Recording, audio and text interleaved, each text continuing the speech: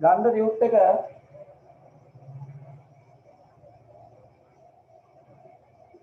දෙවෙනි කොටසේ අපි ඉන්නේ දෙවෙනි පාඩමේ අපි පළවෙනි වීඩියෝ එකේ කතා කරා මේ දත්ත පාදකයේ පිළිබඳ මූලික හැඳින්වීමක් මම දුන්නා.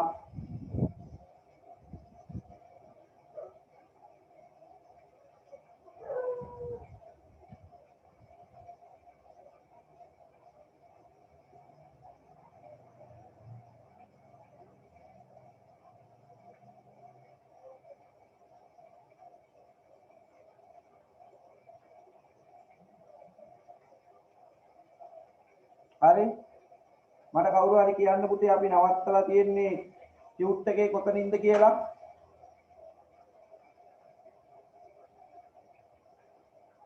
මට පොඩ්ඩක් කවුරු හරි මයික් එක ඔන් කරලා කියන්න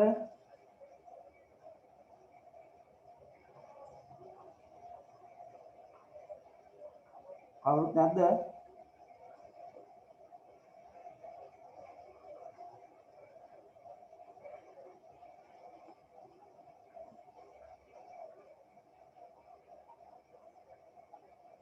කවුරු දරුවෙක් කියන්න කොතන නැවැත්වේ කියලා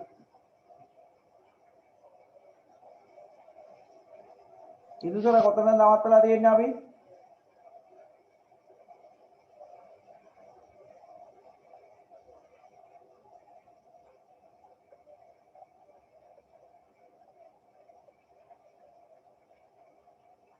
ඕ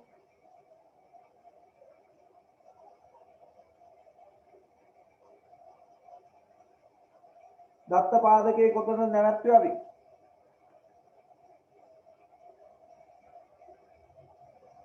සම්බන්ධක ආකෘතිද පිටු අංක 4ද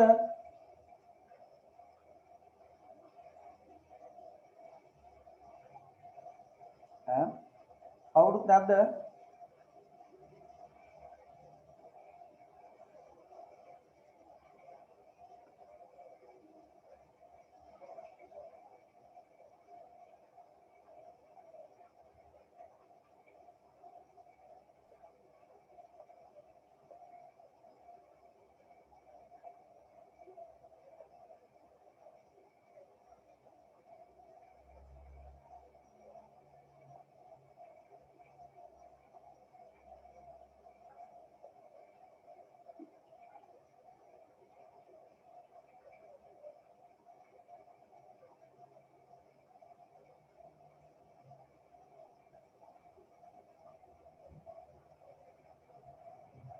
මට මතක හැටියට මම කරන්නේ සම්බන්ධක ආකෘතිය මට මතකයි එතනද කොහෙද කිව්වේ නවත්තුවේ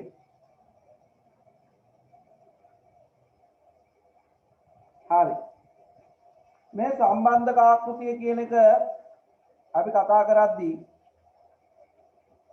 දත්ත පාදක නිර්මාණය කිරීමට විවිධ වූ ආකෘතීන් තියෙනවා කියලා අපි කතා කරා ගිය පාර වීඩියෝ එකේදී අද අපි කතා කරනවා සම්බන්ධක ආකෘති ගැන. අපි සම්බන්ධක ආකෘති නම් ඉතුරු ටික අද ඔක්කොම අවසන් කරන්න ඕනේ.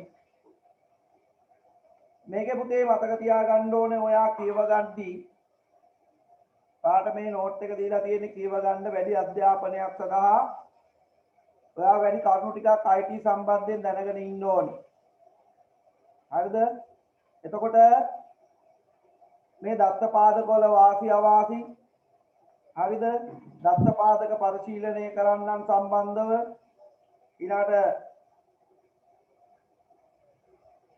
අපිට කතා කරන්න තියෙනවා මේ නිබන්ධනයේම තව කොටසක් ඒ තමයි ජාලකරණ සේවා ගැන අන්තර්ජාල සම්බන්ධතා පිළිබඳ මෙන්න මේ කොටස් වල සාමාන්‍ය දැනීමත් එක්ක තමයි පුතේ අපිට යන්න තියෙන්නේ සාමාන්‍ය දැනීම ඉතා වැදගත් ඒ නිසායි මේ සම්පූර්ණ නෝට් එකක් ඔයාලට දීලා තියෙන්නේ මේ පාඩමිනුත් ප්‍රශ්න එනවා ඒවා පුතා හිතලා මේ තියෙන න්‍යායාත්මක කරුණුත් එක්ක තමයි ලියන්න තියෙන්නේ හරි අපිට මේ මාසේ අවසන් වෙනකොට දෙවෙනි පාඩම ඉවරයි ඊළඟ මාසේ පෙබරවාරි මාසේ අපිට සාමාන්‍ය පරිදි පන්ති පටන් ගන්න පුළුවන් වෙයි ඒ පටන් ගත්තා අපි ඔන්ලයින් පන්ති කරන් යනවා ඒ ඔන්ලයින් පන්තිත් අපි පවත්වාගෙන යන්නේ මේක කොයි වෙලේ හරි නැවැත්තුවොත් අපිට ආපහු සැරයක් අවදානමකට ලක් වෙන නිසා පෙබරවාරි මාසය කියන්නේ අපිට ලොකු වැඩ කොටසක් කරන්න තියෙන මාසයක්. නිවාඩු දවස් ගණනාවක් හම්බ වෙනවා.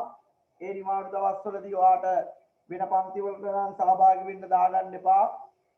ඒවා අනිවාර්යෙන් ඒටි පන්ති වලට වෙන් කරගන්න වෙයි. අතිරේක පන්ති ඔයාට ගොඩක් වැටෙයි.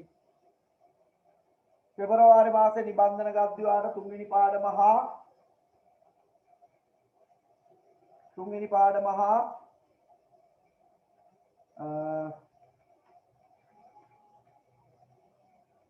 හතරවෙනි පාඩම කියන පාඩම් දෙකම ඔයාට හම්බ වෙනවා.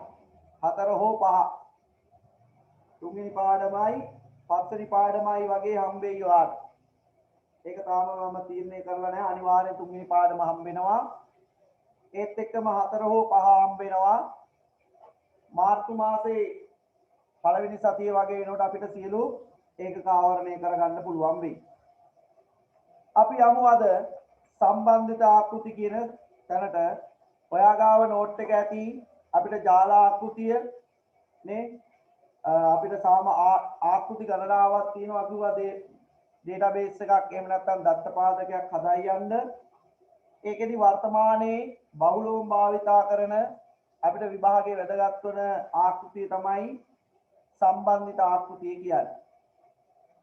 අපි යමු සම්බන්ධිත ආකෘතියට කතා කරන්න. 4 වෙනි නිබන්ධනයේ 4 වෙනි පිටුවට 4 වෙනි පිටුවට යන් කියව ගන්න පුතා 4 වෙනි පිටුව පොඩ්ඩක්.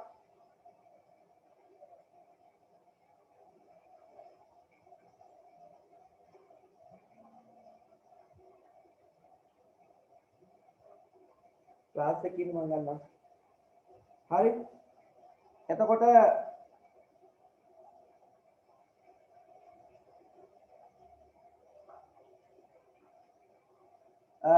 අපිට අද කතා කරන්න තියෙන කොටස් ටිකට අපි යමු. කියව ගන්න පුතේ සම්බන්ධිත ආකෘතිය. සම්බන්ධිත ආකෘතිය මගින් දත්ත පාදක සහ ඒවා අතර සම්බන්ධතාවයේ පෙන්වීම සඳහා වගු කීපයක් භාවිතා කරයි. සෑම වගුවක්ම සෑම ශේෂ්ත්‍ර කීපයකින් සමන්විත වන අතර සෑම ශේෂ්ත්‍රයක් සඳහාම ඒ සඳහාම වෙන්වුණු නමක් නැතහොත් හඳුනා ගැනීමක් ඇත. පුතේ ඔය කියන කතාවම සරල කරලා ඔයාලට කියන්නේ. අපි ගාව තියෙනවා දත්ත වගුවක්. මෙන්න මේ දත්ත වගු කීපයක් එකතු වෙලා තමයි දත්ත පාදකයක් හැදෙන්නේ. දත්ත පාදකයක් හැදෙන්නේ. මෙන්න මේ වගු ගණනාවක් මේ දත්ත පාදකය ඇතුලේ තියෙනවා. මේ වගු ගණනාවක් මේ දත්ත පාදකය ඇතුලේ තියෙනවා. ඒ වගේම තමයි මේ වගුවට ආවේනික නමක් තියෙනවා. ඒ වගේම තමයි මේ දත්ත පාදකයේ තියෙන වගුවක මේ හැම ශේෂ්ත්‍රයක් හැදින්වීම සඳහා නමක් තියෙනවා. අපි හිතමු ලියාපදිංචි අංකයේ නම ලිපිනය දුරකථන අංක වගේ සෑම ශේෂ්ත්‍රයක් හැදින්වීම සඳහාම නමක් තියෙනවා. හැම වගුවෙම එහෙමයි. හරි? හැම වගුවෙම එහෙමයි. හැම වගුවටම තියෙනවා ඊට අදාළ නමක්. මෙන්න මේ සම්බන්ධිත ආකෘතියේදී කියන්නේ පුතේ මේ එක් වගුවක් තවත් වගුවක් එක්ක සම්බන්ධව පවතිනවා. එතකොට අපිට දත්තේ නැවත නැවත ඇතුල් කිරීම කරන්න ඕනේ නැහැ. ඒ වගේම එම දත්තය නැවත නැවත පිටපත් වීමත් නවතිනවා. අපිට කාර්යක්ෂමව මෙන්න මේ දත්ත පාදකයන් පවත්වාගෙන යන්න මෙන්න මේ සම්බන්ධිත ආකෘතිය බලපානවා නැත්නම් වැදගත් වෙනවා. අපි බලමු මේ සම්බන්ධතාවය හැදෙන්නේ කොහොමද කියලා. අපි ගමු උදාහරණයක් විදිහට ශිෂ්‍ය වගුව මේක කියනවා විෂය වගුව විෂයට අංකයක් තියෙනවා නමක් තියෙනවා ඊට පස්සේ ඒකට අදාළ නිර්දේශයක් තියෙනවා උගන්වන ගුරුවරයෙක් ඉන්නවා ඒ වගේම ශිෂ්‍යයෙක්ට ලියාපදිංචි අංකයක් තියෙනවා නමක් තියෙනවා ලිපිනයක් තියෙනවා දුරකථන අංකයක් තියෙනවා එක්කෙනෙක් ඉන්නවා 0.01 නම ලිපිනේ අනුරාධපුර දුරකථන අංකය 0.71 වගේ යනවා විෂයක් තියෙනවා x 0.01 සබ්ජෙක්ට් එක අයිති විෂය නිර්දේශය පහක් තියෙනවා උගන්වන ගුරුවරයෙක් ඉන්නවා x කියලා උදේ ඔයාට මේ දත්ත පාදකය හදද්දී පැහැදිලිව පේනවා මේ වගුවේ තියෙන්නේ ශිෂ්‍යයන්ගේ තොරතුරු මේ වගුවේ තියෙන්නේ විෂය තොරතුරු අපි හදනවා සම්බන්ධතාවයක් මෙන්න මේ ලියාපදිංචි අංකය අරගෙන මෙන්න මේ විෂය අංකය අරගෙන හදනවා මේ දෙන්න අතර සම්බන්ධය එතකොට පුතේ ශිෂ්‍යයෝ ඔයාගේ අලුතෙන් ඇඩ් වුණොත් මේකට ඇඩ් කරනවා එතකොට ඔටෝ මෙතන හැදෙනවා මෙතන ඔටෝ හැදෙද්දී ඔයා විෂයක් අලුතෙන් එකක් එක් කරනවා එතකොට ඔටෝ මෙතනත් හැදෙනවා එතකොට මේ දත්තයන් එළියට ගද්දී අපි ගහනවා 0.01 දත්තේ බලන්න ඕනේ අපිට එනවා පුතේ මෙන්න මේ ළමයා කරන විෂයන් ටික මෙන්න මේ විෂය අංකය ගහපුවාම අපිට එනවා මේ විෂය කරන දරුවන්ගේ විස්තර ටික ඒ මොකද මෙන්න මේ වගුවත් අපි මොනවා කරලා තියෙනවද සම්බන්ධ කරලා තියෙනවා ඒ නිසා අපිට පුළුවන් වෙනවා මේ දත්ත පාදකය සම්බන්ධිත දත්ත පාදකයක් විදිහට හඳුන්වන්න සම්බන්ධිත දත්ත පාදක නිර්මාණය කිරීමේදී වගු ගණනාවක් තියෙන එක හරි සරලව අපිට හසුරවන්න ලේසි වෙනවා මොකද වෙනස් කරන්න ඕනේ අපිට අවශ්‍ය වගුව විතරයි ඔයාලට පේනවා මේකේ අලුතෙන් ශිෂ්‍යයෙක් ඇඩ් වුණොත් මේක අප්ඩේට් කරන්න එතකොට අලුතෙන් විෂයක් ඇඩ් වුණොත් මේක අප්ඩේට් කරන්න ඊට පස්සේ අපි ගන්නවා තව වගුවක් මේ දෙකත් එක්ක තව වගුවක් අපි කියනවා මෙන්න මේ තීරු දෙකම දාලා ස්ටුඩන්ට් ID එකයි සබ්ජෙක්ට් ID එකයි දාලා අපි ගන්නවා දත්ත පාදකයක් නැත්නම් අපිට අවශ්‍ය දත්තයක් මෙන්න මේ ශිෂ්‍යයා කරන සබ්ජෙක්ට් එකේ නම හා උගන්වන ගුරුවරයා පෙන්නන්න අන්න පුතේ මේ සම්බන්ධතාවය මත තව සම්බන්ධතා ඕන ගණනක් අපිට නිර්මාණය කරන්න පුළුවන් එහෙම කරද්දී අපිට දත්ත හැසිරවීම හරි පහසුයි දත්ත එළියට ලබා ගැනීම පහසුයි අන්න ඒකට තමයි මේ සම්බන්ධිත දත්ත පාදකය අපිට වැදගත් වෙන්නේ ඔයාලා දීලා තියෙනවා ඔන්න වගුවක් ID එක තියෙනවා name එක තියෙනවා age එක තියෙනවා බලන්න මේ වගු දෙක සම්බන්ධ කරලා තියෙන වගුව ID එක දාලා අපි සම්බන්ධ කරලා තියෙන විදිහ බලන්න ටේබල් 1යි ටේබල් 2යි සම්බන්ධ කරලා තියෙනවා ටේබල් එකේ අරන් තියෙනවා ටේබල් දෙකේ තියෙන මෙන්න මේ ID එක එන්නේ ID එකේ පළවෙනි වගුව සම්බන්ධ කරගෙන තියෙනවා දෙවෙනි වගුවට එහෙම නැත්නම් දෙවෙනි වගුව සම්බන්ධ කරගෙන ඉන්නවා පළවෙනි වගුවට මෙන්න මේ වගේ නිර්මාණයක් තමයි සම්බන්ධිත දත්ත පාදකයක් කියලා කියන්නේ නමුත් අපි කතා කරපු අනිත් ආකෘති වල ස්වාධීනව තමයි වගු තිබ්බේ මේ වගුවේ දත්ත අපිට වෙනම ඇඩ් කරගෙන යන්න ඕනේ ඒ ඇඩ් කරගෙන යද්දි මේවත් වෙනස් කරන්න ඕනේ නමුත් මේකේ මෙන්න මේ ප්‍රධාන වගු දෙක අප්ඩේට් කරපුවාම මේ අප්ඩේට් වෙනවා මේ ඔක්කොම මොකද ඒවා අතර සම්බන්ධතාවයක් අපි ගොඩනගලා තියෙන නිසා සම්බන්ධතාවයේ ගොඩනැගුවේ මොකෙන්ද මෙන්න මේ වගු දෙකේ තියෙන අංක දෙකෙන් ඒවට අපි කියනවා මොනවා කියලාද ප්‍රාථමික යතුරු කියලා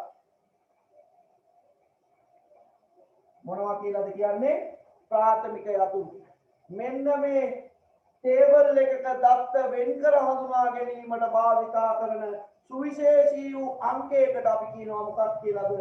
ප්‍රාථමික යතුරක් කියලා. පුතේ නම් සමාන වෙන්න පුළුවන්. විෂය නමක් සමාන වෙන්න පුළුවන්. ශිෂ්‍යයාගේ නමක් සමාන වෙන්න පුළුවන්.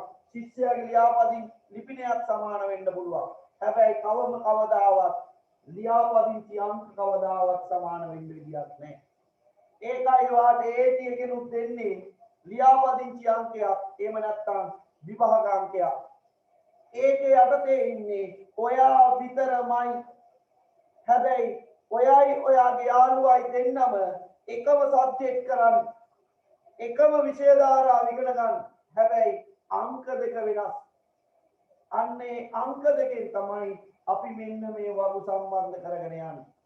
බලන්න එහෙනම් පළවෙනි වගුවේ ID කියලා තියෙන එකට දාගන්න ප්‍රාථමික යතුර කියලා එන්නේ. දෙවෙනි වගුවේ T2 තියෙනව නේද? JID කියලා. ඒකට දාගන්න ප්‍රාථමික යතුර කියලා. එහෙනම් පළවෙනි වගුවේ ප්‍රාථමික යතුර ID වෙනකොට දෙවෙනි වගුවේ ප්‍රාථමික යතුර වෙනවා මොකද්ද? JID කියන එක. ඒ කියන්නේ job ID කියන එක. ඊට පස්සේ AAA පුද්ගලයා job එක කරන එක සම්බන්ධ කරලා තියෙනවා මොකද්ද? JID එකෙන් පළවෙනි එකට. අන්න බලන්න පුතේ සම්බන්ධ කිරීම. පළවෙනි වගුව ඔයාලට පෙන්නලා තියෙනවා.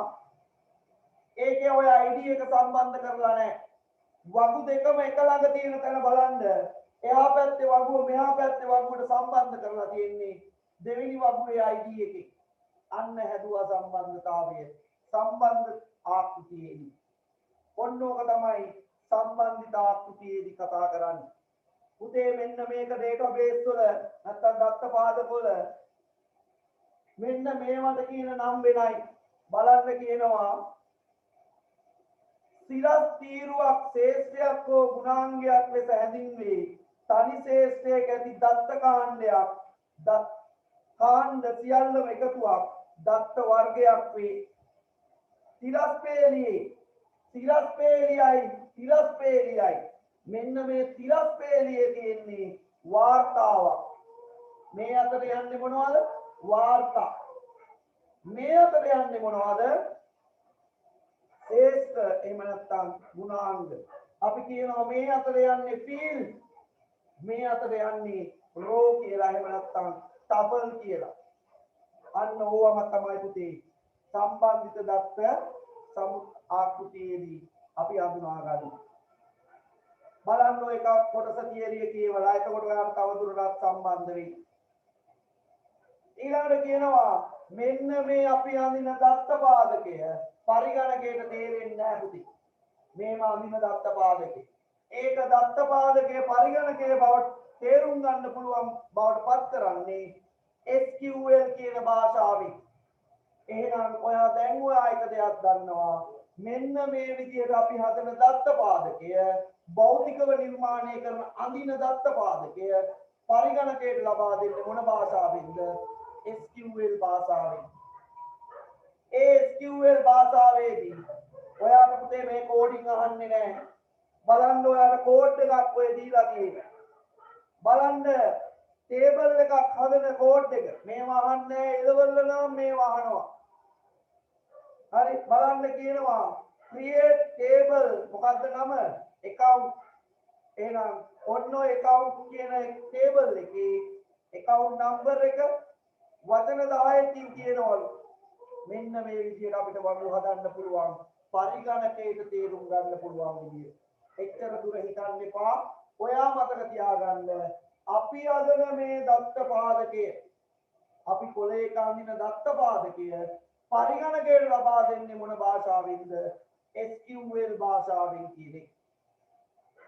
ඊට පස්සේ ඉතුරු ටික පුතේ තියෙන්නේ කෝඩින් ටිකක් ඔයාලට උදාහරණත් එක්ක කියවලා බලන්න. ඔය කෝඩින් කටපාඩම් කරන්න යන්න එපා. ඒ කෝඩින් දෙන්නේ දත්ත පාදකයට ආවේනික නිර්මාණයක් කරන්න. ඒව ඔයාගේ මේකෙන් අහන්නේ නැහැ. හැබැයි ඒ ලෝ විෂය ධාරාවේ IT වල මේවා තියෙනවා. මේ කෝඩින් තියෙනවා. එහෙනම් ඔයා කියවගෙන බලන්න දත්ත පාදකයක් නිර්මාණය කරන්න පාදක කරගන්න SQL භාෂාවේ මොන වගේ විධානයක්ද තියෙන්නේ කියලා. මොන වගේ විධානයක්ද තියෙන්නේ කියලා. ඒකෙදි ගන්නවා පුතේ දත්ත පාදක හැසිරවීමේ භාෂාවක්. ඒ පුතේ SQL ම තමයි. SQL වල ඒ දත්ත පාදක නිර්මාණය කරන්න වෙන වෙනම කෝඩින් දීලා තියෙනවා. ඔයාලට එහා පැත්තේ පෙන්නලා තියෙනවා කෝඩින් ටික. මේවා පාඩම් කරන්න යන්න එපා. ඔයා අර්ථය ගන්න, කියවලා ගන්න දත්ත පාදකයක් නිර්මාණය වෙන්නේ කොයි වගේ ආකාරයකින්ද කියලා. එහෙනම් අපි මේ සාමාන්‍ය පරිදි හදන දත්ත පාදක පරිගණකයට දෙන්නේ මොන වගේද? SQL භාෂාවෙන්. අපි දන්නවා පරිගණකයේ අඳුරන්නේ බිංදුව එක ස්වරූපයේ දත්. එහෙනම් මේ බිංදුව එක ස්වරූපයට අපි මේ කියන දත්තයන් පරිවර්තනය කරන්නේ SQL භාෂාවෙන්. එහෙනම් වෙබ් නිර්මාණය කිරීමට HTML භාවිතා කරනවා වගේ මුදුකාංග නිර්මාණයට Java PHP වගේ දේවල් භාවිතා කරනවා වගේ database නිර්මාණය කරන්න යොදා ගන්න පරිගණක භාෂාව මොකද්ද? SQL. මේවා පුතේ මතක තියාගත්තාම ඇති. කියවලා මතක තියාගන්න. ඊළඟට යනවා දත්ත පාදකයක් තෝරා ගැනීමේදී සලකා බැලිය යුතු මූලික කරුණු. අපිට පුතේ දත්ත පාදකේ නිර්මාණය කරද්දී මොන වගේ දත්තද ගබඩා කරන්නේ? කොච්චරක් දත්ත එනවද? කොච්චරක් දත්ත ගබඩා කළ යුතුද? එහෙනම් අපිට මේ දත්ත පාදකේ ප්‍රමාණය හිතන්නත් වෙනවා. ඒ වගේම දත්තවලට ප්‍රවේශ වීමේ වේගය අපිට හිතන්න වෙනවා. ඔයා දන්නවා පුතේ ලොකු පොතක ලියලා තිබ්බොත් අපිට යම් දත්තයක් හොයලා දෙන්න කිව්වොත් අපි පිටුවෙන් පිටුව රූලෙන් රූල බලන්න ඕනේ. මම ඔයාට කිව්වා මේ වගේ සම්බන්ධිත දත්ත පාදකයක් හදලා තියෙනවා නම් ඔයා විභාගේ ප්‍රතිඵල බලන්නේ කොහොමද? ඉන්ඩෙක්ස් නම්බර් එක ගහලා. ඒ කියන්නේ මෙන්න මේ ප්‍රාථමික අකුර දාලා. එතකොට සියලුම දත්ත ටික අපිට පෙන්නනවා. ඒ අංකයේ අර්ථය තියෙන දත්ත සියල්ල පෙන්නනවා. එහෙනම් මේ දත්ත වලට ප්‍රවේශ වීමේ වේගය දත්ත ලබා ගැනීමේ පහසුව ගැනත් අපි හොයලා බලන්න ඕනේ. ඒ වගේම තමයි ගබඩා කරනු ලබන දත්ත ප්‍රමාණය. සාමාන්‍යයෙන් ළමයි 20ක් 30ක් ඉන්නවා නම් ලොකු ඩේටාබේස් එකක් ඕනේ නෑ අපිට. හැබැයි ඒ තියෙන දත්ත කරුණු 2000 3000 5000 ලක්ෂයක් වගේ වෙනවා නම් ඔයාලට තේරෙනවා ගබඩා පරිමාව අපි වැඩියෙන් තියා ගන්න ඕනේ. මෙන්න මේ ටික කියවලා හොයා ගන්න සාරාංශගත කරගන්න දත්ත පාදකයක් තෝරා ගැනීමේදී සලකා බැලිය යුතු කරුණු දීලා තියෙන මොනවද? දත්තවල ව්‍යුහය, ගබඩා කරනු ලබන දත්ත ප්‍රමාණය, වේගය හා පරිමාණය, දත්ත වලට ප්‍රවේශ වීමේ හැකියාව. මෙන්න මේ කරුණු අපි දත්ත පාදකයක් තෝරාගද්දී නැත්නම් නිර්මාණය කරද්දී අපි සලකා බලනවා. නැත්නම් අපි තීරණය කරනවා. ඊළඟට කියනවා දත්ත පදනම් කළමනාකරන පද්ධතියක් යනු කුමක්ද? දත්ත පදනම් කළමනාකරන පද්ධතියක් යනු පහත දැක්වෙන සේවාවන් ලබා දෙන ස්වාධීන වූ පොදු මුදුකාංගයක්. එහෙනම් පුතේ මතක තියාගන්න දත්ත පදනම් කළමනාකරණය කියන්නේ එක්තරා මුදුකාංගයක කටයුත්තක්. ඔයා දන්නවා මුදුකාංගයක් කියපුවාම මොකක් හරි භාෂාවකින් නිර්මාණය කරලා තියෙන්නේ. එහෙනම් දත්ත පාදකේ නිර්මාණය කරලා තියෙන භාෂාව මොකද්ද? SQL භාෂාව. බලන්න දත්ත පදනම් ව්‍යුහය හඳුනා ගැනීම සංවර්ධනය කිරීම, අනාගත පරිශීලකයන් සඳහා දත්ත ගබඩා තුළ දත්ත ආරක්ෂිතව ගබඩා කිරීම හා පාලනය, දත්ත කැණීම් කරමින් දත්ත පෙරහන් කිරීම. ඒ කියන්නේ මෙන්න මේ වගේ හොයාගන්නේ. අපි ඔකට ඉංග්‍රීසියෙන් කියනවා දත්ත සර්ච් කරගන්න ඕනේ. නිවැරදි දත්ත පරිශීලකයන්ට ලබා දෙන්න ඕනේ. ඒක කරන්නත් අපිට සම්බන්ධිත ආකෘතියක් ඕනේ. මෙන්න මේ සම්බන්ධිත ආකෘතිය තුලින් තමයි පුතේ දත්ත පදනම් කළමනාකරන පද්ධතියක් අපි නිර්මාණය කරන්නේ. ඒ වගේම තමයි දැනගන්න දත්ත පදනම් කළමනාකරන පද්ධතියක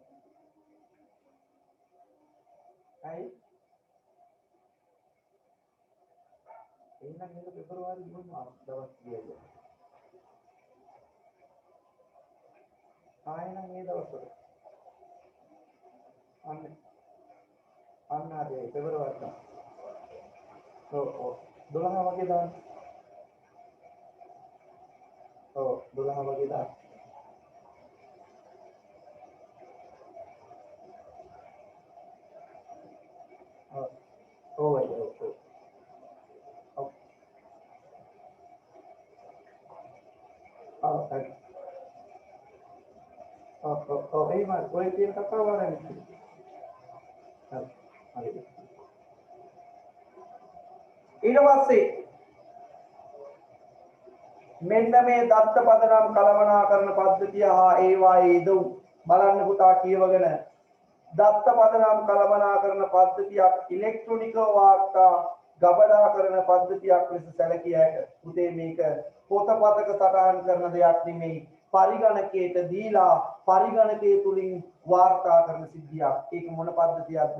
ඉලෙක්ට්‍රොනික පද්ධතියක්. එය පරිගණකගත කරන ලද දත්ත ගොනු සඳහා නිදියක් ලෙස ක්‍රියාත්මක වේ. දත්ත පදනම් කළමනාකරන පද්ධතියක ප්‍රධානම පරමුණ නම් පරිශීලකයන්ගේ තොරතුරු හඳුනා ගැනීමට, ගබඩා කිරීමට, නැවත ලබා ගැනීමට හා යාවත්කාලීන කිරීමට අවශ්‍ය ඉඩකඩ සැලසීමයි. යටින් ඉරි ගහන්න. මොකද්ද දත්ත පාදකයක් නිර්මාණය කිරීමේ ප්‍රධාන අරමුණ? යටින් ඉරි ගහන්න. පරිශීලකයන්ට තත්ත්ව හඳුනා ගැනීමට, ගබඩා කිරීමට, නැවත ලබා ගැනීමට, යාවත්කාලීන කිරීමට ඉඩකඩ ලබා දීම. මෙන්න මේවා තමයි පුතේ අපි දත්ත පාදකේ කරන්නේ. අලුතෙන් දත්ත ඇතුල් කරනවා, තියෙන දත්ත වෙනස් කරනවා, ඊට පස්සේ තියෙන දත්තයක් බලා ගන්නවා, අනිත් එක තමයි දත්ත ටික ගබඩා කරලා තියා ගන්නවා. මෙන්න මේකට තමයි දත්ත පාදකයක් අපි නිර්මාණය කරන්නේ. දත්ත පදනම් පද්ධතියක ආරමුණු දත්ත පදනම් පද්ධතියක් මුලින්ම සංවර්ධනය කරන ලද්දේ පරිගණකගත පද්ධතිවල ගබඩා කරන විසඳුමක් ලෙසිනි. මුල් කාලයේදී පරිගණක පද්ධතිවල දත්ත වෙනම තබා ගැනීම සඳහා සාම්ප්‍රදායික ගොනු ක්‍රමය භාවිතා කරා. එක දිගට දත්ත තියාගත්තා. හසුරුවන්න අමාරුයි, හොයාගන්න අමාරුයි, අප්ඩේට් කරන්න අමාරුයි, ඒ කියන්නේ යාවත්කාලින කරන්න අමාරුයි, නැවත ලබා ගන්නත් අමාරුයි. සමහර අවස්ථාවලදී මේවා ඍජුවම යෙදවීමට සම්බන්ධ කරනු ලැබිනි. පාත් සඳහන් උදාහරණ සලකා බලන්න. විශ්වවිද්‍යාල ආයතනයක දේශකයන්, ශිෂ්‍යයින්, දෙපාර්තමේන්තු සහ ඔවුන් විසින් ලබා දෙන පාඨමාලා විස්තර ගබඩා කරනු ලබයි. දත්ත ගබඩා කිරීම සඳහා එක් මාර්ගයක් නම් සාම්ප්‍රදායික ගොනු අදාළ ගොනු සැකසුම් පද්ධතියක් තුල ගබඩා කිරීමයි. එෙහිදී පාසලන ආකාරයේ ක්‍රියාවලින් සිදු වෙනවා. ඔයා නිකන් හිතලා බලන්න. ඔය කියන ශිෂ්‍යයන්ගේ තොරතුරු තියාගෙන, දෙපාර්තමේන්තු වල තොරතුරු තියාගෙන, එවුන්ට ලබා දෙන පාඨමාලා ගැන තොරතුරු තියාගෙන, දේශකයන් සම්බන්ධයෙන් තොරතුරු තියාගෙන යද්දී ලොකු අපසරියක දත්ත අපිට භෞතිකව තියාගන්න වෙනවා. පොත්පත් ගණනාවක් හසුරවන්න වෙනවා. නමුත් එක් දත්ත ගබඩාවක් නැත්නම් පද්ධතියක් තුල අපිට ඉතා කුඩා ප්‍රමාණයක විශාල දත්ත ප්‍රමාණයක් මේ දත්ත පාදකයේ තුලින් ගබඩා කරන්න පුළුවන්. මෙන්න මේවා කියව ගන්න පුතේ. උදාහරණයක් එක්ක ඔයාට තියෙන්නේ. ඊළඟට අපි යමු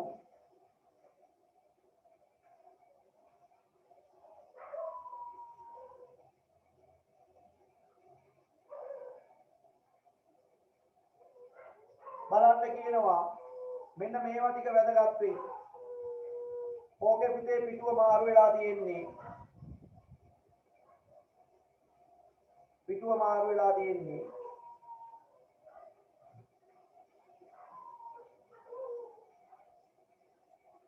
පිටුව අංක 8 එන්න ඕනේ 9 කියන තැනට. පිටුව අංක 8 එන්න ඕනේ 9 කියන තැනට.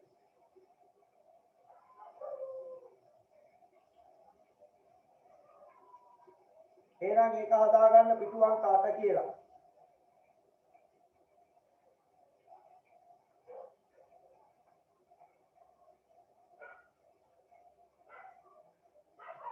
හරි පිටුව අංක 9ට හදාගන්න පිටුව අංක 8 කියලා.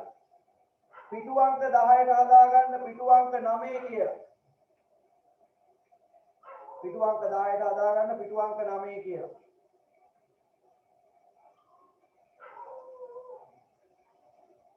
පිටුව අංක 8ට හදාගන්න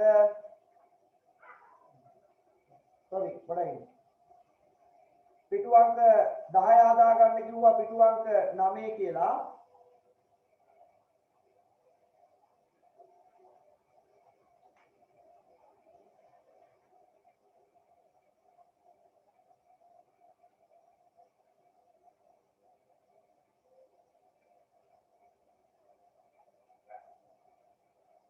පිටුව අංක 9 කියලා.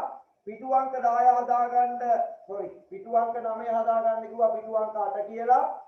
පිටුව අංක 10 හදාගන්න කිව්වා පිටුව අංක 9 කියලා. පිටුව අංක 11 හදාගන්න පිටුව අංක 10 කියලා. පිටු මාරු වෙලා තියෙන්නේ.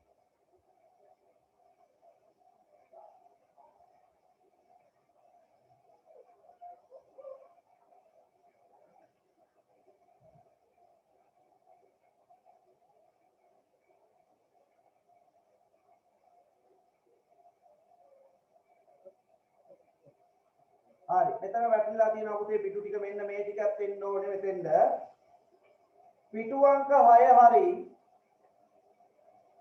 පිටු අංක 8 එන්න ඕනේ පිටු අංක 7 කියලා.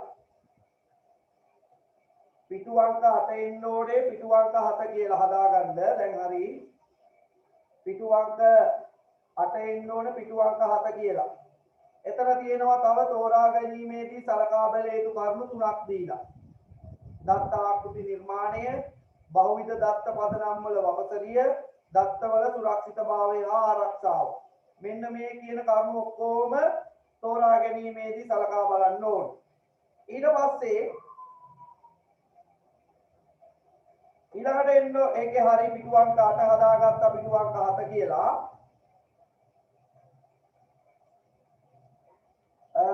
පිටු අංක 7 හදාගන්න පිටු අංක 8 කියලා. පිටු අංක 7 හදාගන්න පිටු අංක 8 කියලා.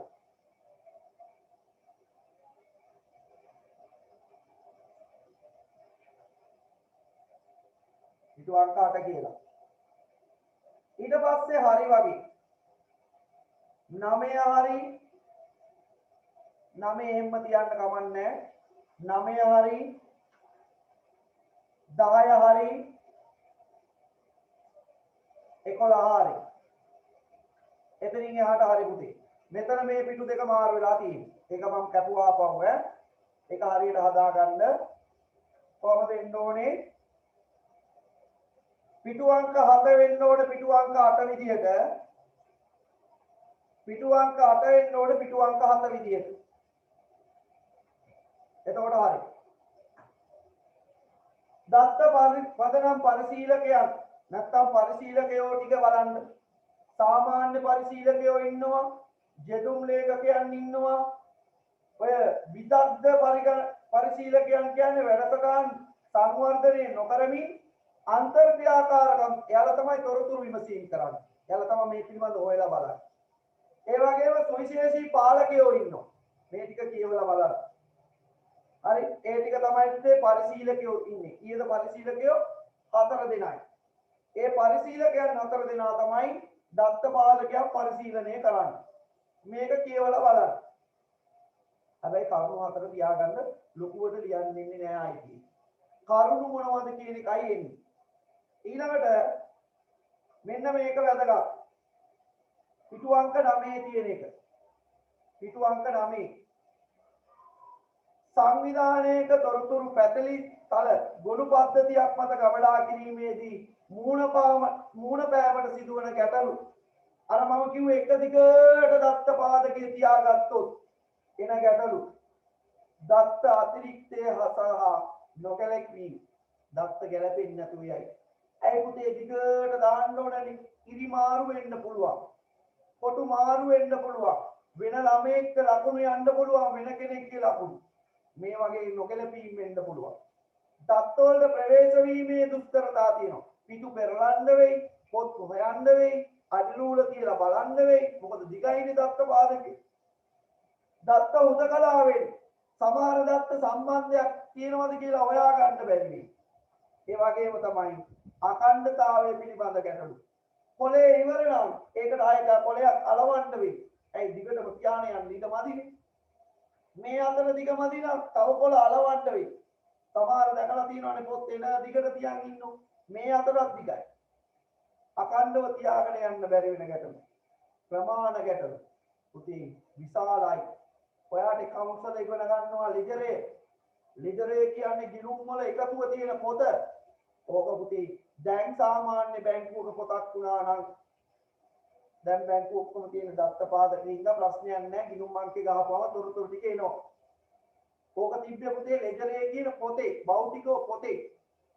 ඕකේ account number එක හොයන්න කොච්චර දුකක් විඳින්න ඕන වෙයිද ඒ ගනුදෙනු කරුවට නැත්නම් ඒ කියන සේවකයාට ගනුදෙනු කරුට පහසුව සපයන්න. එහෙනම් දත්ත පිළිබඳ ප්‍රමාණාත්මක ගැටලු වෙනවා. ගොනු අර කියන විදිහට තියාගත්තොත්. ඒ ප්‍රශ්න සේරම විසඳෙනවා සම්බන්ධිතාකෘතියෙන් පරිගණකගත දත්ත බාධකයක් ඇතුළු. අන්න ඒ ටික මතක තියාගෙන බලා ගන්න. ආරක්ෂාව පිළිබඳ ගැටලු ඕන කෙනෙක්ට පොත පෙරලා බලන්න පුළුවන්. හැබැයි ඩේටාබේස් එකට පාස්වර්ඩ් එකක් දුන්නොත් ඒ පාස්වර්ඩ් එක දන්න අයට විතරයි දත්ත පාදකයට යන්න පුළුවන් වෙන්නේ. ඊළඟට බලන්න මේ දත්ත පාදක කළමනාකරන පද්ධතියේ වාසි. අතිරික්තේ පාලනේ දත්ත පුතේ අනුපිටපත් වෙන එක නවතිනවා. මම කිව්වේ ඔයාලට එකම දත්තේ නැවත නැවත ඇඩ් වෙන්නේ නැහැ. එක්‍රමයකට එක් ගිණුම් මිනිහෙක්ට තියෙන්නේ එක අංකයයි. ඒ අංකේ තව කෙනෙක්ට යන්නේ නැහැ. එතකොට මොකද වෙන්නේ? නැවත නැවත දත්ත පිටපත් වෙන එක නවතිනවා. දත්තවල නිවැරදිතාවය සුරකිනවා. දත්ත විභජනයේ වැඩි දියුණු කිරීම. ඒ කියන්නේ පරිශීලකයන්ට ඕන විදිහට දත්ත එළියට ගන්න පුළුවන්. මොන දත්තද ඕනේ? මොයි කවුදෙනුද ඕනේ? කොයි කෑල්ලද අපිට එළියට ගන්න ඕනේ? ඒ තොරතුරු ටික පුතේ ලේසියෙන් ගන්න පුළුවන්. දත්ත අඛණ්ඩතාවය. Excel sheet එකක් ඕපන් කරලා බලන්න පල්ලයට අරන් පිටු කීයක් තියෙනවද? රෝස් කීයක් තියෙනවද කිය. අඛණ්ඩව තියන් යන්න ඉඩකඩ වැඩියෙන් දීලා තියෙනවා දත්ත පාදකවල. පොත ආරක්ෂාවක් දෙන්න පුළුවන් යූසර් නේම් පාස්වර්ඩ් එකක් වගේ දීලා. ඒ වගේම තමයි නොගැලපීම් ඇති වෙන්නේ නැහැ. මොකද මේව හදලා තියෙන්නේ මොකෙන්ද? සම්බන්ධතා ආකෘතිය. එක් දත්තයක් තවත් දත්තයක් එක්ක සම්බන්ධ කරලා තියෙන හින්දා ඒව අතර හොඳ සම්බන්ධතාවයක් තියෙනවා. කාර්යක්ෂම දත්ත ප්‍රවේශ වීම මම කිව්වේ account number එක ආපුවාම එයාගේ තොරතුරු ටික විතරයි එන්නේ. ආයේ තෝර ඉන්න ඕනේ නැහැ. මොකද account එකෙන් ඉන්නේ එක් ගනුදෙනු කරුවෙක් හෝ එක් ශිෂ්‍යයෙක් විතරයි. දත්තවල ස්වාධීනත්වය පුතේ දත්ත පාදකේ නිර්මාණය කරන්න SQL භාවිතා කරලා දත්ත පාදකේ හදපුවාම ඒවා දත්තවලට අනුකූලව අපිට රෝස් මේ ශ්‍රේෂ්ඨයන් නිර්මාණය කරන්න පුළුවන්. ඔයාලට ෆෝන් නම්බරේ ගහන්න දෙන තැන අකුරු ගහන්න දෙන්නේ නැහැ. ෆෝන් නම්බරේ අංක 10 නම් ඒ අංක 10ක් විතරයි ගහන්න පුළුවන්. 12ක් ගහන්නත් බෑ. 9ක් ගහන්නත් බෑ. ඒ අදාළ ප්‍රමාණයට අපිට අනුකූලතාවයෙන් ගන්න පුළුවන්. ID නම්බරයක් ගහද්දී අංක ටික ගහලා ඉංග්‍රීසි අකුර ගහන්න දෙන්න ඕනේ. උපන් දිනය දෙනවා නම් දිනයක් විදියට දෙන්න ඕනේ. අවුරුද්ද මාසය දිනේ විදියට. අන්නේ විදියට අපිට ගැලපෙන විදියට දත් අනුකූලතාවයෙන් තියාගන්න පුළුවන්. උපන් දිනේ දෙන තීරුවට නම ඇතුළත් කරන්න දෙන්නේ නැහැ. නම තියෙන එකට ඉලක්කම් ගහන්න දෙන්නේ නැහැ. මෙන්න මේ වාගේ අපිට ගැළපෙන විදියට අපිට පහසු වන විදියට දත්ත පාදකේ හදාගෙන යන්න පුළුවන්. මේවා කියවන්න. කියවලා ඔයා හදාගන්න දත්ත පාදකයක් භාවිතා කිරීමේ වාසි. ඊළඟට පාරිභෝගික සම්බන්ධතා කල්පනාකරන පද්ධතිය සහ දත්ත පාදක අතර ඇති සම්බන්ධය පුතේ මතක තියාගන්න ආයතන ගනුදෙනු කරුවන් වෙනුවෙන් තමයි මේ දත්ත පාදක කියන්නේ. ඒ වගේම භාණ්ඩ වෙනුවෙන් වෙනම දත්ත පාදක නිර්මාණය කරනවා. සේවකයන් වෙනුවෙන් වෙනම දත්ත පාදක තියෙනවා. මේ තුනම එකට සම්බන්ධ කරා කියලා හිතන්න. ගනුදෙනු කරුවෙක් ඇවිල්ලා කියනවා මම 2021 1/27 වෙනි දින ඔයාලගෙන් මෙන්න මේ බඩු ටික ගත්තා. මගේ බිල හරියද බලන්න. දිනේ වෙලාවයි බිල් අංකේ තියෙනවා නම් නැත්තම් බිල් අංකේ තියෙනවා නම් අපිට පුළුවන් ගනුදෙනු කරුවා කියන කතාව ඇත්තද කියලා බලන්න. අන්න අපි ගත්තා ප්‍රාථමික හතුරු විදියට මොකද්ද? බිල් අංකේ. බිල් අංකේ රිපීට් වෙන්න බෑ. ඒ කියන්නේ නැවත නැවත ඇති වෙන්න බෑ. එක් බිල්ලක් එක් ගනුදෙනු කරුවෙකුට විතරයි. එහෙනම් ඒ ගනුදෙනු කරුවාගේ දත්ත ටික ඒ බිලෙන් බලා ගන්න පුළුවන්. බලන්න කියවලා සමාගමක් තුළ පාරිභෝගික සම්බන්ධතා කළමනාකරන උපාය මාර්ග ක්‍රියාත්මක කිරීමේදී දත්ත පදනම් යනු අනිවාර්ය කොටසකි. මොකද පුතේ ආයතනයේ වැදගත්ම සම්පත තමයි ගනුදෙනු කරුව. එහෙම නැත්නම් පාරිභෝගිකය. මෙයාලගේ රිපෝට් තියා ගන්නවා නැත්නම් රෙකෝඩ්ස් තියා ගන්නවා. ඔයාට එනවා සමහර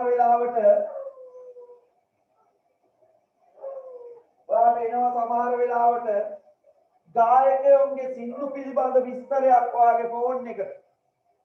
හලෝ ආයිබෝවන් මම මෙයා මගේ අලුත්ම සින්දුව බලා ගන්න. ඒ කොහින්ද ඔයාගේ දත්ත ටික? ඔයාගේ රිකෝඩ් මොබිටෙල් එකේ තියෙනවා. ඒ මොබිටෙල් එකෙන් එයා අරගෙන තියෙනවා. පාරිභෝගික දත්තයන් වැදගත් ආයතනය. පාරිභෝගික සම්බන්ධතා කළමනාකරන උපාය මාර්ග තුල පාරිභෝගික තොරතුරු ලබා ගැනීම සහ ගබඩා කිරීම ඇතුළත් වේ. අපිත් ඒක කරා මතකනම් ඔයාගේ අංකය, ඔයාගේ නම, ෆෝන් නම්බර් එක, ඇඩ්‍රස් එක, ඉන්ඩෙක්ස් නම්බර් එක, විභාග අංකය ඒවා සේරම අපි ගාව තියෙනවා. ඇයි? ඔයාලා අපිට වටින නිසා. අපිට ඔයාලට තොරතුරක් දෙන්න ඕන නම් ලියුමක් එවන්නත් පුළුවන්, කෝල් කරන්නත් පුළුවන්, WhatsApp පණිවිඩයක් එවන්නත් පුළුවන්, ඊමේල් කරන්නත් පුළුවන්. අපි ගාව ඒ ගනුදෙනු කරුවාගේ රෙකෝඩ්ස් ටික තියෙනවා නැත්නම් ඔයාගේ රෙකෝඩ්ස් ටික තියෙනවා. නිවැරදි ආකාරයෙන් වර්ගීකරණ ලද තොරතුරු අලෙවි කරන සංනිවේදනය සඳහා ඉතාම වැදගත් පිටුවාලක් වේ. මෙන්න නව පන්ති ආරම්භයේ අපි මැසේජ් දෙනවා. මෙන්න ඔයාට අලුත් කෝස් එකක් අපි මැසේජ් දෙනවා. මාකටිං කරන්න, අලෙවිකරණය කරන්න මෙන්න මේ කලම් තොරතුරු පද්ධති ඉතා වැදගත්. මොන පද්ධතිද? දත්ත පද්ධති. අපි ගාව අපි ඒටි පටන් ගත්ත දවසේ ඉඳන් අද වෙනකම් සියලු ළමයිගේ තොරතුරු ටික තියෙනවා. ඒ වගේ පාස් වෙච්ච ළමයි අපි වෙන් කරලා තියෙනවා. ඒ වගේම සමහර අධ්‍යයනවල වල එක විෂයක්, විෂයක් දෙකක්, විෂයක් තුනක් ෆේල් වෙච්ච අපි වර්ග කරලා තියෙනවා. එයාලට අපි පස්සේ කියනවා පුතේ එන්න ඔය පාඩම ඔයාගේ මේ සබ්ජෙක්ට් එක උඩ දාගන්න. ඒකට එයා ඒ ස්ටෙප් එක උඩ මේවා පුතේ අපි ගාව තිබ්බේ නැත්තම් එයාලට අපි කොහොමද දැනුවත් කිරීමක් කරන්නේ. අන්න අපිට පාරිභෝගිකයම නැත්තම් ඔයා වටින නිසා ඔයාගේ තොරතුරු අපි ගාව තියෙනවා. තව අවුරුදු 5කින් ඇවිල්ලා ඇහුවා ඔයාගේ ඉන්ඩෙක්ස් නම්බර් එකයි, ඔයාගේ AT රෙජිස්ට්‍රේෂන් නම්බර් එකයි අපි ගාව තියෙනවා. ඔයා පාස් වෙච්ච ස්ටේජ් එක එහෙම නැත්තම් අධියරත් අපි ගාව තියෙනවා. ඔයා ගත්ත ලකුණු ප්‍රමාණය එහෙම නැත්තම් ඔයා කියන්නේ A B C ඒවත් අපි ගාව තියෙනවා. ඒ ඔයාලා අපිට වැදගත් කරන නිසා ඒ පහත පරිදි පෙන්වා දිය හැක අතිශය පුද්ගලවරෝපිත දැන්වීම් ප්‍රවර්ධනය කිරීමට විශේෂ සහයෝගයක් ලබා ගැනීමට අපේ YouTube channel එක subscribe කරන්න. අපි එවනවා මැසේජ් එකක්. මෙන්න අලුත් වීඩියෝ එකක් දැම්මා. අපි මැසේජ් එකක් එවනවා. අන්න අපිට අපේ අලෙවි කටයුතු සඳහා දත්ත පාදකේ කාර්යද පාරිභෝගිකයේ දත්ත පාදකේ වැදගත් වෙනවා. ස්වයංක්‍රීය ඇනවුම් සහ විකුණුම් ක්‍රියාවලිය පවත්වාගෙන යන්න. අද හවස මෙන්න මේ වෙලාවට පන්තියක් තියෙනවා. ඔයාට පුතේ මට WhatsApp එක තිබුණේ නැත්තම් මම කොහොමද ඔයාට පණිවිඩය දෙන්නේ? අද 4 තියෙන පන්තිය නෑ. හෙට උදේ තමයි තියෙන්නේ කියලා. එහෙනම් ඒ දත්ත පාදතිය තුල ඔයාලගේ දත්ත අපි ගාව තියෙන නිසා අපිට ඕනෑම දෙයක් කරන්න පුළුවන්. හරි. එහෙනම් මෙන්න මේ වගේ දත්ත පාදකයක් නිර්මාණය කිරීම තමයි මේ කොටසදී අපි කතා කරන්නේ. මේකේ වැදගත් වෙන දේවල් මතක තියාගන්න. දත්ත පාදකයක් කියන්නේ මොකක්ද? දත්ත පාදකයක අරමුණු මොනවද? දත්ත පාදකය අර ගොනු පද්ධතියක් පවත්වාගෙන යාමේ ගැටලු මොනවද? දත්ත කළමනාකරන පද්ධතියක් පවත්වාගෙන යාමේ වාසි මොනවද? දත්ත කළමනාකරන පද්ධතියක් ඇති කිරීමේදී සලකා බලන කරුණු මොනවද? මෙන්න මේවා ටික ඉතා වැදගත් වෙනවා උදේ වාඩි විභාගෙ. ඔන්න ඔය කොටස් ටික මම කියන සීමාවට පාඩම් කරලා තියාගන්න. ඔයාලට හොඳ ලකුණකට යන්න පුළුවන්. IT එක හොඳ ලකුණකින් පාස් වෙන්න පුළුවන්. ඊළඟට අපිට යන්න තියෙන්නේ වෙනම පැත්තකට. වෙනම පැත්තක්. පුද්ගල ගෘහස්ත හා ආයතනික භාවිතය සඳහා ශ්‍රී ලංකාව තුළ ඇති අන්තර්ජාල සම්බන්ධ අවස්ථා. මතක තියාගන්න පුතේ, අන්තර්ජාලය අපි භාවිතා නොකළා නම් ඔබ මා මේ විදිහට හමුවන්නේ නැහැ මාස ගණනාවක්. හේතුව අපිට භෞතිකව පන්ති කරන්න අවස්ථාව නොදුන් දවසේ ඉඳන් අද වෙනකන් අපි ඔන්ලයින් ක්‍රමයකට නැත්නම් අන්තර්ජාලයේ භාවිතයෙන් ඔයාලත් එක්ක සම්බන්ධ වෙනවා. ඒ ගෘහස්ත ආකාරය. ඒ වගේම රට ඉන්න අය දැන් ලංකාවේ හිටියා වගේ තමයි. ඉස්සර නෑ ලියුම් තමයි එවන්න ඕන. මොකද කෝල් එකක් ගත්තොත් අම්බානක් කැපෙනවා. දැන් අන්තර්ජාලය හරහා Skype නැත්නම් වීඩියෝ කෝල් අපි කියන්නේ මොනවද මේ Viber WhatsApp වල වීඩියෝ කෝල් ගන්න පුළුවන්. එයා ගෙදර හිටියා වගේ තමයි. උදේත් කෝල් එකක් ගන්නවා, හවසත් කෝල් එකක් ගන්නවා, විකුණු වෙලාවට කෝල් එකක් ගන්නවා. ඒ පුද්ගල අතර සම්බන්ධය පවත්වාගෙන යන්න පහසු වෙනවා. අන්තර්ජාලය තිබෙන්නේ. ආයතන වලටත් එහෙමයි. මේ කොරෝනා වසංගතයේ ඉඳලා සේවකයන්ට ගෙදර ඉඳන් වැඩ කරන්න උනේ. ඒ නිසා මීටින් ගන්න විදියක් නැහැ. එයාලා Zoom එක හරහා එහෙම නැත්නම් Google Meet එක හරහා සේවකයන්ව මීටින් එකට ගන්නවා. නැත්නම් රැස්වීම් පැවැත්වුවා. මේ විදිහට අන්තර්ජාලය කොයි ආකාරයෙන් අපිට වැදගත් වෙන්නේ කියලා අපි දන්නවා. බලන්න කියනවා මෙන්න මෙහෙම කතාවක්.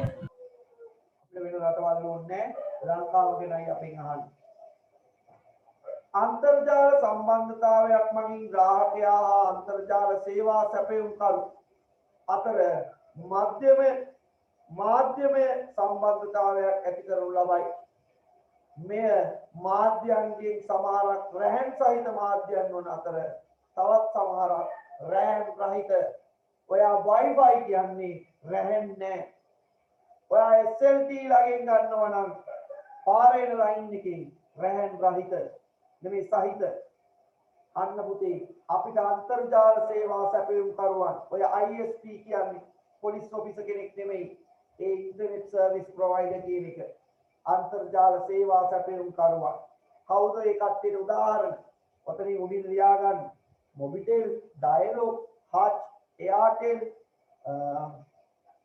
තවුණක් තියෙන සේවා සැපයුම් කරන ඔය තව SLT ඊට පස්සේ ලංකාවේ මේ වගේ අය අපිට ඉන්ටර්නෙට් පහසුකම් සපයන සේවා සපයන නැත්නම් ISP විදිහට අපි හඳුනා ගන්නවා. රෑන් රහිත හා රෑන් සහිත විදිහට අපිට මේ සේවාව ලබා දෙනවා. ඔයාට ඇහිලා තියෙනවා ADSL සිංහල වචනේ මතක තියාගන්න එපා. ඔබ කියා ගන්නත් බැරි වෙයි. ඉංග්‍රීසි කෙටි නම තියාගන්න.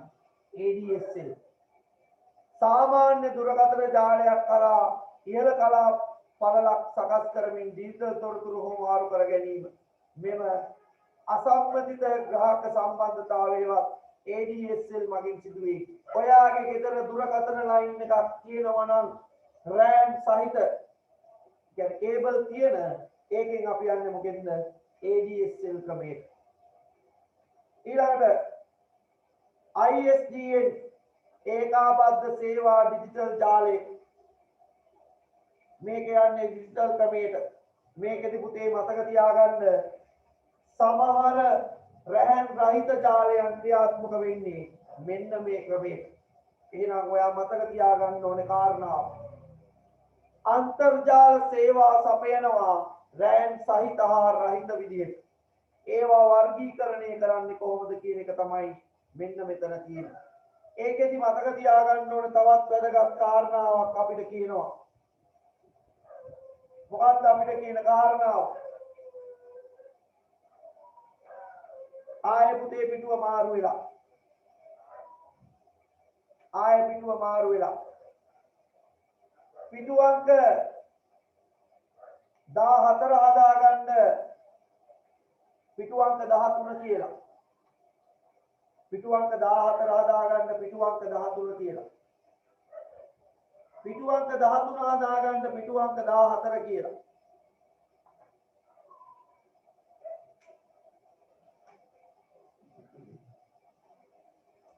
මෙන්න මේක වැදගත්. ඔය සේවාවන් ටික මතක තියාගන්න. ඔයා 3G කියන්නේ මොනවද? 4G කියන්නේ මොනවද? හරි. ඊට පස්සේ සැටලයිට් කියන්නේ මොනවද? ඊට දීලා තියෙන ඔය කියන්නේ මොනවද? දිර්මි හෙලෙද? ඒක ටික කියලා තියාගන්න. ඔන්ලයින් එක ගන්න.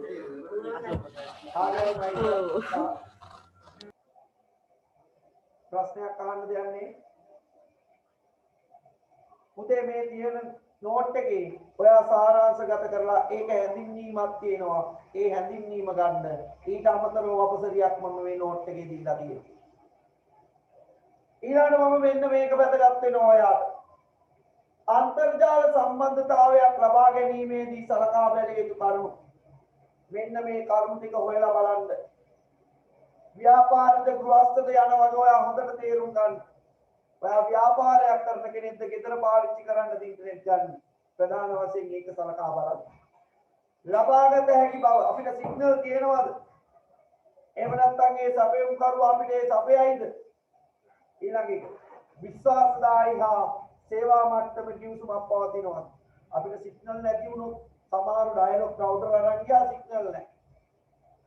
ඩයලොග් එකත් ඔහේ රවුටර්ස් දුන්නා. සමහර පැති වල සිග්නල් නැහැ.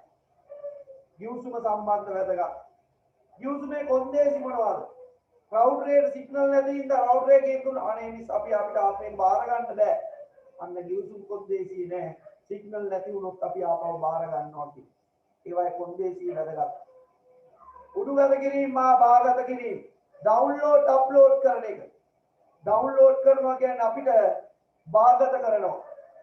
අප්ලෝඩ් කරනවා කියන්නේ උඩුගත කරනවා. ඉන්ටර්නෙට් එකට දානවා. මේ වගේ වේගය වැදගත්. අපිට මුල් කාලේ වීඩියෝ අප්ලෝඩ් කරන්න හරි අමාරු වුණා. අපි තෝරාගෙන තිබ්බ ISP නැත්නම් සේවා සපයන කරු SLTලා ස්ලෝ පුටි අප්ලෝඩ් කරන්නම බෑ. නමුත් දැන් ඔයාලට පේනවා අද පන්තිය කරොත් හිත වැටෙනවා. හෙට පන්තිය කරොත් හිතම වැටෙනවා. හේතුව අපි ගාව දැන් තියෙන ISP නැත්නම් අපි ගත්ත සේවා සපයන කරු වේගවත්. ඊළඟට අපි මුලින්ම වාත් එක්ක මේක සම්බන්ධ වෙනකොට සිග්නල් නැතුව ගියා. මේ දෙකපාර ලින්ක් දෙක තුන දැම්මා. මේ වගේ ගැටලු ආවා. නමුත් දැන් මේ ගැටලු නැහැ. මොකද අන්තර්ජාල සේවා සැපයීම් කරු අපි තෝරාගත්ත කෙනා ඉතා හොඳයි. අපිට හොඳ සේවාවක් දෙනවා.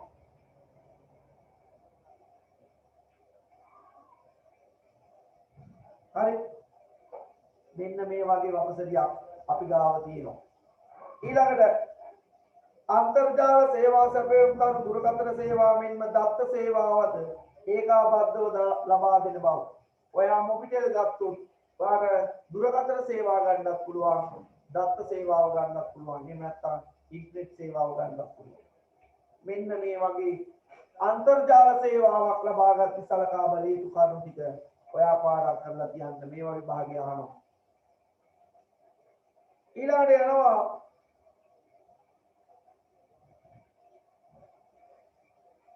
තාපුතුවක් බයරි මාරුලා තියෙනවා පුතේ.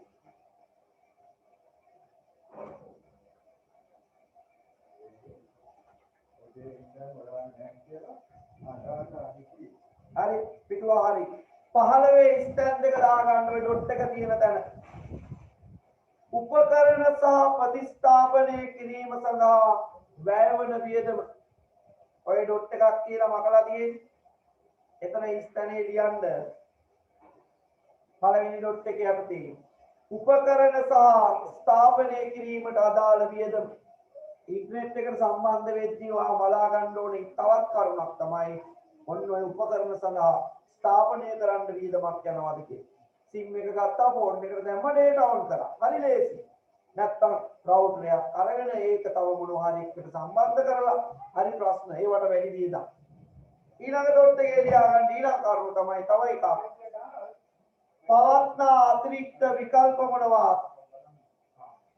පවත්නා අතිරික්ත විකල්ප මොනවා?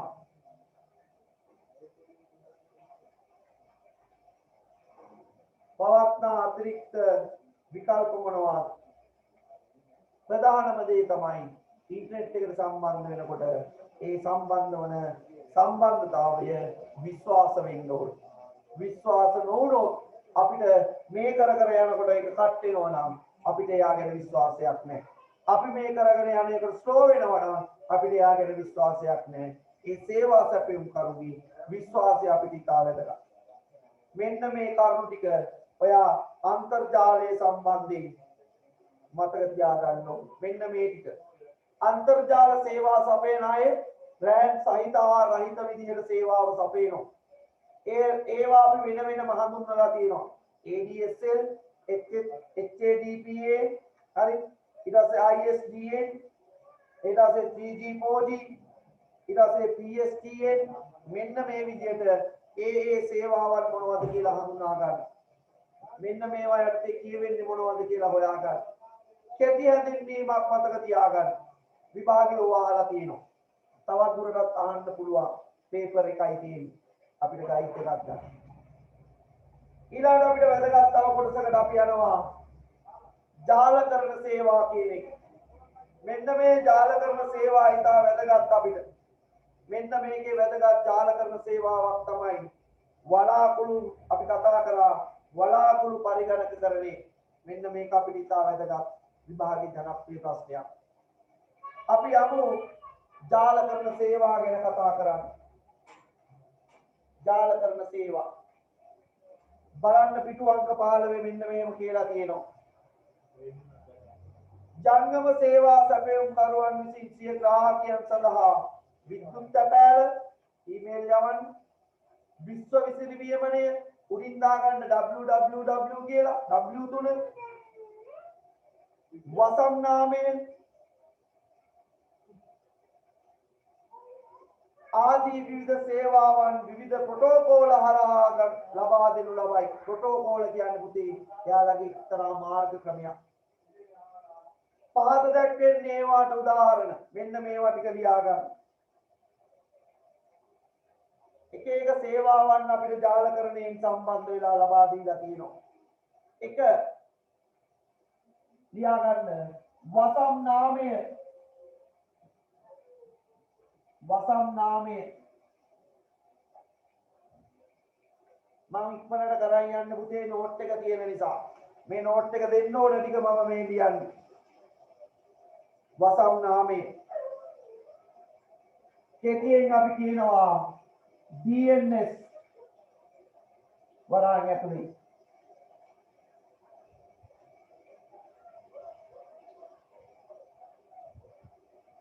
ලියන්න මේක ඉස්සරහින් වසම් නාමය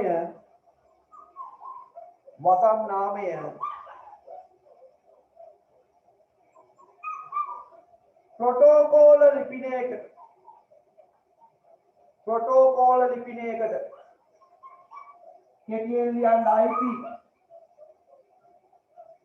address ප්‍රොටෝකෝල ලිපිනයකට IP address එකකට පරිවර්තනය කරනු ලබයි. මම කියලා දෙන්නම්. වසම් නාමය අන්තර්ජාල ප්‍රොටෝකෝල ලිපිනයකට පරිවර්තනය කරනු ලබයි.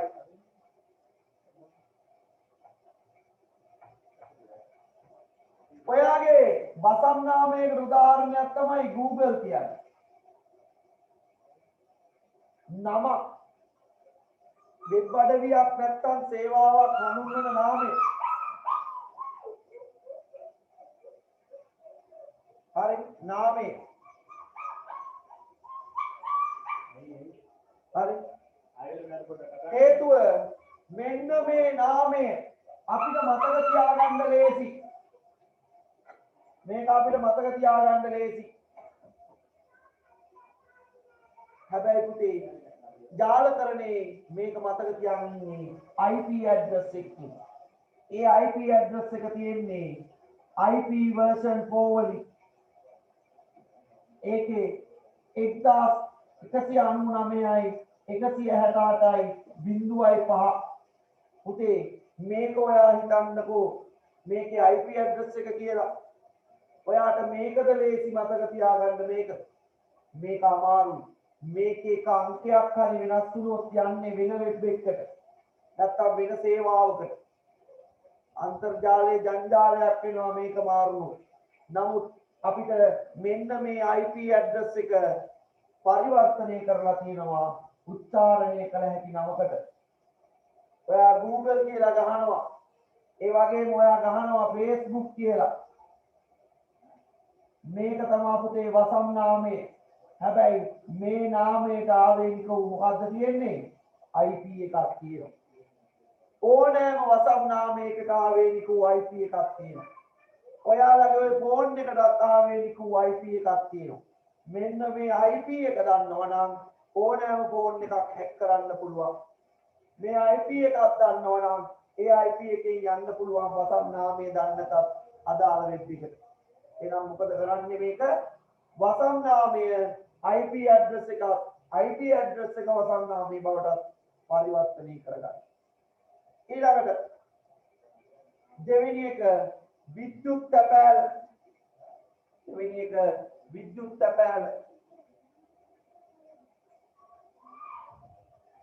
ලියන්නේ ඉස්සරහින් පණිවිඩ උවමාරු සඳහා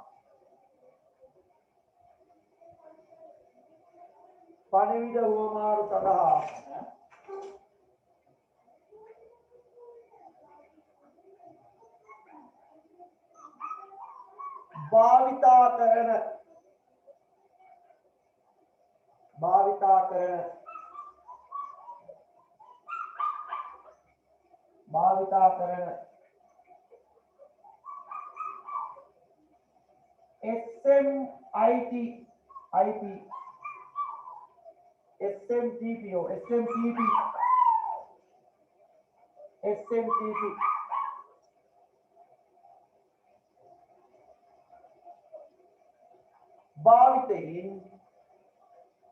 SMTP භාවිතයෙන් විද්‍යුත් තැපැල් සේවා හුවමාරු කරනු ලබයි. SMTP මගින් මෙන්න මේ තැපෑල ඊමේල් හුවමාරු වෙන්නේ මොකෙන්ද? SMTP පාසුකම මගින්. ඕනනම් මේකේ ඉංග්‍රීසි තේරුම තමයි simple mail transfer protocol.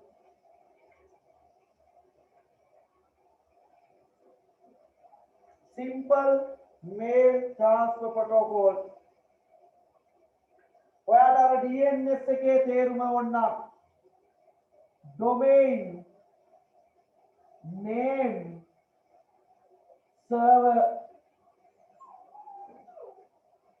ඒ වගේ මුල් අකුරු එකතු කරලා තමයි DNS කියන්නේ. domain name server.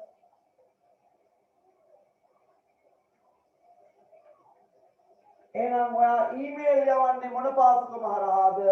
SMTP පාසුකම හරහා. ඔයා Gmail එකේ වන්නේ මේකේ. එයා අපිට දීලා තියෙන මාර්ගය තමයි SMTP. වෙබ් එකට යන්න දීලා තියෙන මාර්ගය තමයි DNS. තුන විශ්ව විසිරිවියමනය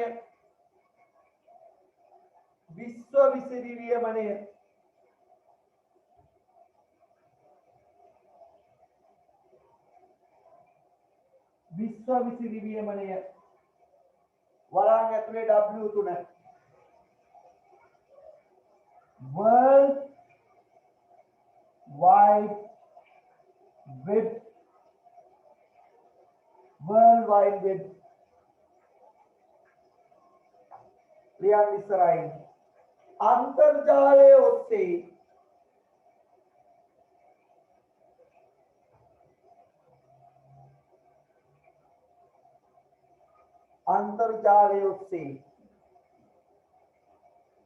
ප්‍රවේශ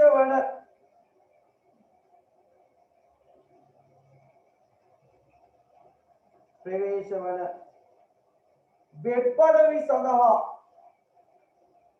වෙබ් අඩවි සඳහා සම්බන්ධ වීමේ පාසුකම සපයයි. ඔයා Google වලට යනකොට කොහොමද ගන්නෙ? www.domain name එක Google මෙන්න මේ තමයි මෙන්න මේ World Wide Web කියන්නේ.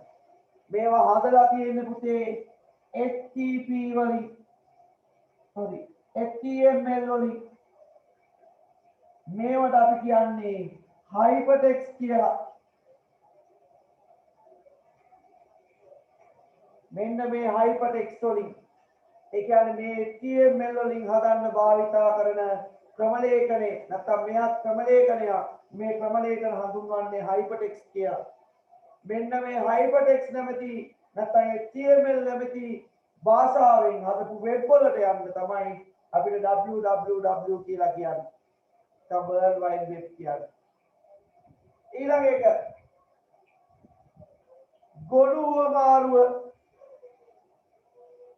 ගොනු හුවමාරුව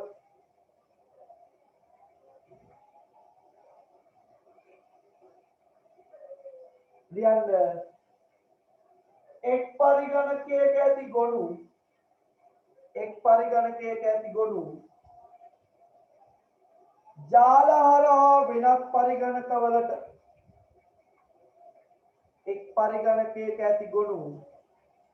ජාල හරහා වෙනත් පරිගණකවලට බෙදා හැරීමට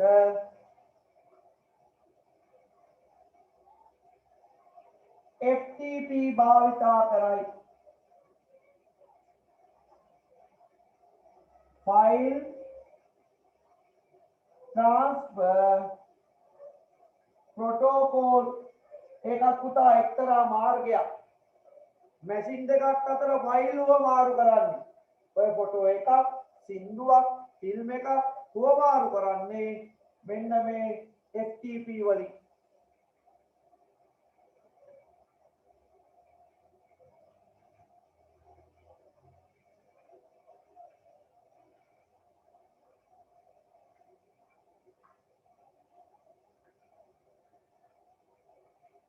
අවසාන එක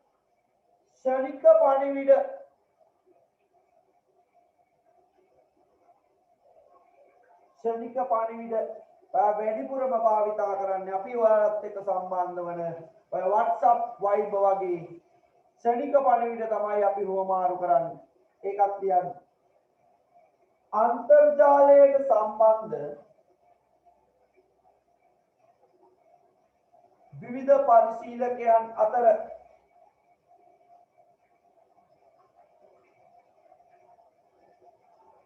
පණිවිඩ සම්ප්‍රේෂණය සඳහා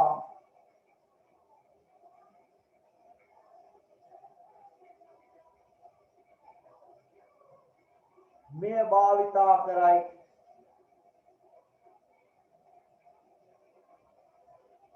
Skype, Viber, WhatsApp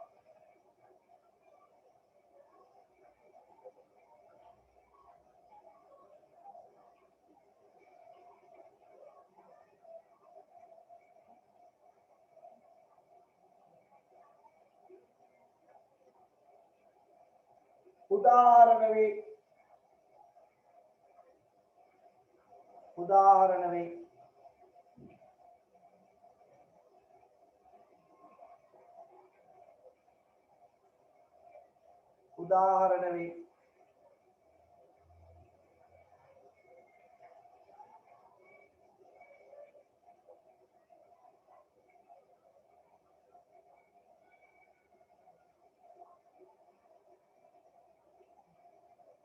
ඔන්න ඕකත් පුතේ කියවලා තියාගන්න.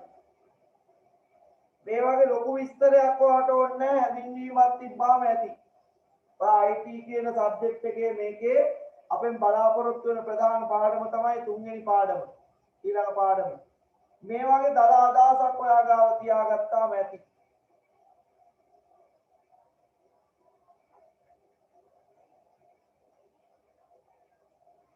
ඊළඟට අපි යනවා පිටු අංක 16ට. වැදගත්ම කොටසක්. අපිට විභාගයේ ප්‍රශ්න අහන්න තැන. දත්ත මධ්‍යස්ථානය හා වලාකුළු පරිගණකකරණය. data center and cloud computing. මෙන්න මේක ඉතාල වැදගත්. බලන්න දත්ත මධ්‍යස්ථානයක් කියන්නේ මොකක්ද කියලා. සේවා සැපයුම් පරිගණකය කියන්නේ සර්වර් එකක්. දත්ත ගබඩා කරලා තියෙන තැනක්. රවුටර් ස්විච් වැනි ගිනි වැට කියන්නේ ෆයර්වෝල්. ඔයාගේ ওই මැෂින් එක ඉන්ටර්නෙට් එකත් එක්ක සම්බන්ධ වෙනකොට ෆෝන් එක ඉන්ටර්නෙට් එකත් එක්ක සම්බන්ධ වෙනකොට වෛරස් සහ අනවශ්‍ය දේවල් එන්නේ නැති වෙන්න බාධා කරලා තියෙන්නේ ওই ෆයර්වෝල් එකේ ගිනි වැටේ. ඒක ගිනි ගන්නෙ නෑ. කම්බි වැටකුත් නෙමෙයි. තාප්පේකුත් නෙමෙයි. ඒක මුදු කාන්දු විශේෂයක්. මෙන්ම විදුලි උපස්ථ උපකරණ විදුලි උපස්ථ උපකරණ ඒ කියන්නේ අපි කියනවා අපි ඔය හැක් කරන්න දෙන්නේ නැති වෙන්න අපි තියාගන්න එක සොෆ්ට්වෙයාර් වෛරස් ගාඩ් වගේ දේවල්. ගිනි වැළැක්වීමේ පහසුකම් වායු සමීකරණ ආදී පහසුකම් සහිත නිදියක් ලෙස හැඳින්විය හැක. නිර්වචනයේ මතක තියාගත්තාම ওই විදිහටම ලියන්න වෙනවා. දත්ත මධ්‍යස්ථානයක සැලැස්මක් සරල හෝ සංකීර්ණ විය හැක. තවද දත්ත මධ්‍යස්ථානයේ පෞද්ගලික හෝ විභජිත එකක් විය හැක. ඒ කියන්නේ බෙදලා තියෙන්න පුළුවන්. වලාකුළු පරිගණක මගින් විවිධ අත්‍යන්ත සේවා සංසන්දන ජාල ඔස්සේ ලබා දී ඔන්ලයින් ක්‍රමයකට අපි මේ ඔයත් එක්ක සම්බන්ධ වෙන්නේ ඔන්න ඔය ක්‍රමේ වලාකුළු පරිගණක ක්‍රමේ. සංසන්දනයක් ජාල ඔස්සේ ලබා දී මෙම වලාකුළු පරිගණක සම්පත් අවශ්‍ය වූ විටක පදනමින් සම්බන්ධිත උපකරණයක් කරා භාවිතා කරයි. මේක ඕනනම් විතරයි පුතේ භාවිතා කරන්න. අවශ්‍ය නම් විතරයි භාවිතා කරන්න. එහෙනම් දත්ත මධ්‍යස්ථානයක් කියන එක මතක තියාගන්න. පරිගණක තියෙනවා, රවුටර්ස් තියෙනවා, ෆයර්වෝල් තියෙනවා, විදුලි උපකරණ තියෙනවා, ගිනි වැළැක්වීමේ පහසුකම් තියෙනවා, වායු සමීකරණ තියෙනවා. හරියට ආයතනයක නම් සර්වර් එක තියලා තියෙන කාමරේ වගේ. එහෙම නැත්නම් ආයතනයක කම්පියුටර් රූම් එක වගේ. වෙන අයට ඇතුල් වෙන්න දෙන්නේ AC කරලා දොරට ලොක් එකක් දාලා නේ රවුටර්ස් ඉන්ටර්නෙට් එක සම්බන්ධයේ උපකරණ එහෙම තියෙනවා. පරිගණක ටික තියෙනවා. අන්න මේ වගේ තැනක් අපි කියන මොකක්ද කියලාද? දත්ත මධ්‍යස්ථානයක් කියලා. ඊළඟට යනවා වලාකුළු පරිගණක ක්‍රමය. ඔන්න ඕක තමයි අපිට වැදගත් එක.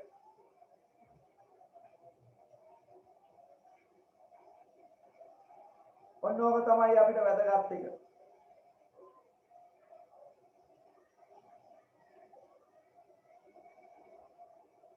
අයියේ ඔව්.